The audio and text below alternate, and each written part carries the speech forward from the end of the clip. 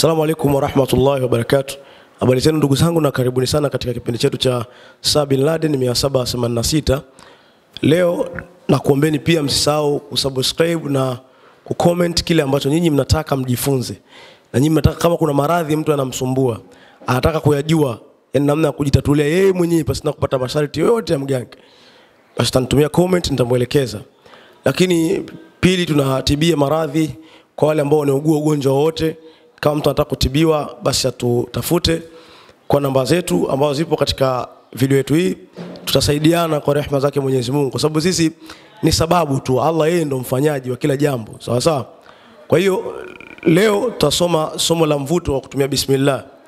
Nataka nikuelezeni kitu kizuri sana kwa upana kuhusu bismillah. Kwa nini bismillah? Bismillahirrahmanirrahim maana yake ni kwa jina la Mwenyezi Mungu mwenye kuneemesha, mwingi wa rehema, mwenye kuneemesha. Bismillah kwa jina la Mwenyezi Mungu. Bismillahirrahmanirrahim, mwingi wa rehema, mwenye kuneemesha. Kwa jina la Mwenyezi Mungu mwingi wa rehema, mwenye kuneemesha. Zamani tulikuwa tunasema kwa jina la Mwenyezi Mungu mwenye kuneemesha neema ndogo ndogo na mwenye kuneemesha neema kubwa kubwa. Hii sio fasiri sahihi, kwa sababu Mwenyezi Mungu yeye neema zake zote anazompa mja wake ni neema kubwa. Kwa hiyo ni mwingi wa rehema, mwenye kurehemu. Kwa jina la Mwenyezi Mungu mwingi wa rehema, mwenye kurehemu. Sawa sawa. Leo kwanza nitakugeni siri kuhusu Bismillahirrahmanirrahim. Katika ulimwengu Mwenyezi Mungu kwanza ana majina 3000. Nafikiri mtashangaa. Mwenyezi Mungu ana majina 3000. Majina 1000 wanayajua manabii tu kwa hayo majina.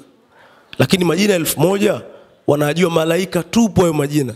Kwa hiyo yanakuwa majina 2000. Sasa majina 300 yametajwa katika Taurati. Sasa majina 300 yametajwa katika Injili. Majina 300 yametajwa katika Zabur. Alafu majina 99 yametajwa katika Qur'ani tukufu. Kwa hiyo Mwenyezi Mungu katika ulimwengu wake ana majina 3000. Sawa sawa. Kwa hiyo ukipiga mahesabu kama manabii Mwenyezi Mungu awapa siri ya majina 1000, ni 1000 yanakuwa.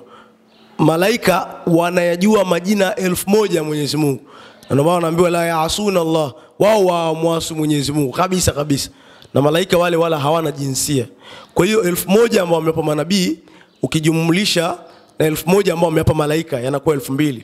Kuna majina 300 ameyataja katika Taurati, yanakuwa 2300. Kuna majina 300 ameyataja katika Injili, yanakuwa 2600. Na kuna majina 300 ameyataja katika Zaburi, sawa sawa, yanakuwa 2900. Sawa sawa. Lakini kuna majina 99 ameyataja Allah yeye subhana katika Qur'ani, ambayo yanakuwa ni 2999. Sio, unaelewa vizuri? Kwa hiyo Allah ana majina mengi sana katika ulimwengu. Na Allah ana majina mazuri mazuri, muombeni kupitia majina yake mazuri. Sasa katika elimu ya ruhaniyat, watu wanazuoni wa elimu ya ruhaniyat wanasema hivyo, yani Mwenyezi Mungu ana majina 3000. Ndio hayo nimekuelekezeni mlolongo wake. Lakini sisi katika Qur'ani kuna majina 99. Katika majina 99 hayo Allah ana majina 100, lakini inasemekana jina la 101 analijua mtume wake Muhammad sallallahu alaihi wasallam. Jina la 101 la Allah analijua mtume tu. Lakini katika elimu ya ruhaniyat inasemekana, katika elimu ya ruhaniyat ukijifunza vizuri, ukina Imam Akbar, wakina nani, watu wengi wa elimu ya tibi wanaelezea kwamba jina la 100 la Mwenyezi Mungu lipo katika Bismillahirrahmanirrahim. Ndani ya Bismillahirrahmanirrahim lipo jina la Allah la 100, ipo ndani yake bismillah.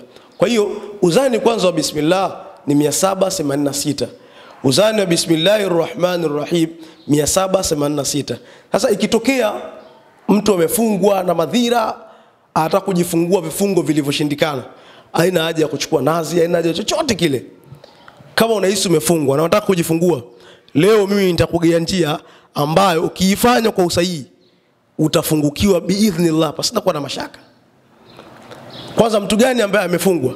Mtu aliyefungwa ni yule ambaye alikuwa anafanya kazi vizuri zamani, alikuwa kila anachokifanya zamani kinazaa matunda.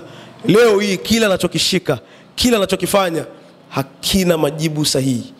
Anaishia kukata tamaa, anaishia kuwa na hofu katika mwili wake, anaishia kuwa ni mtu ambaye anajutia maisha yake yaliyopita na kuyawaza maisha ambayo hayaoni mbele. Yaani kifupi kesho yake hayaoni.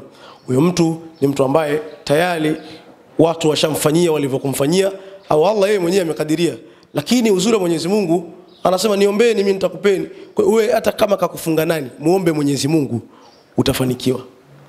Kwa hiyo ikitokea umefungwa na kila unachokifanya ukielewi, maisha yako ni magumu, hakuna mbele unapopaona.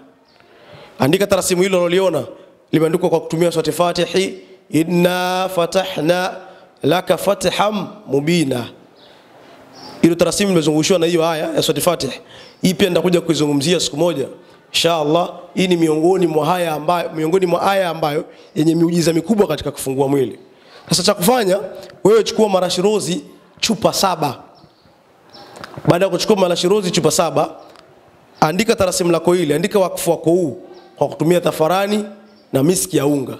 Ichole vizuri, kipindi unasoma, unachora tarasimu hili, unakuwa unarudia hiyo aya, inna fatahna laka fathan mubina. Unakuwa unarudia hiyo aya kipindi unachora ile tarasimu lako. Baada ya kumaliza kuchora ile tarasimu lako, utaingiza maji ya marashi rozi pamoja na maji ya Zamzam, kisha utaweka ile karatasi lako vizuri. Baada ya kuweka sasa vizuri, unatumia tarasimu hilo kunywa na kuoga kwa kupaka, kwa kujifuta. Sema nanuia kupaka na kunywa tarasimu hili kwa ajili ya kujifungua. Vifungo nilivyofungwa na binadamu, majini, kama nimefungwa kwenye manjia yote, njia panda na nini, vote vitoke kwa idhini yake Mwenyezi Mungu. Hili ni miongoni mwa tarasimu ambalo lina nguvu sana. Na ikitokea biashara yako labda ina vifungo, chukua tarasimu hili lisomee. Baada kuliandaa, kuliweka na maji vizuri na maji Zamzam na marashi rozi, unalisomea wasira 3, wasira tushafi 3, sura Waqi'a 3, unasomea na bismillahirrahmanirrahim mara 786. Ukitaka kupata raha vizuri, ongeza na barahati mara 313. Baada ya kufanya hayo yote vizuri kwa usahihi, hata kitokea biashara yako pia ina wateja, tumia kumicha katika biashara yako, kupigia deki katika biashara yako, juu na chini, katika kila mbele michia, nyuma michia, kushoto kulia michia, kushoto chini na juu. Hivi fanya hivi. Atakokuwa kuna kifungo umekifunga nani, kitaondoka na wepesi utauona. Baada kusema haya, Mwenyezi Mungu akubarikini sana na ajalie kila somo ambalo tunalitoa liwe kun fayakun.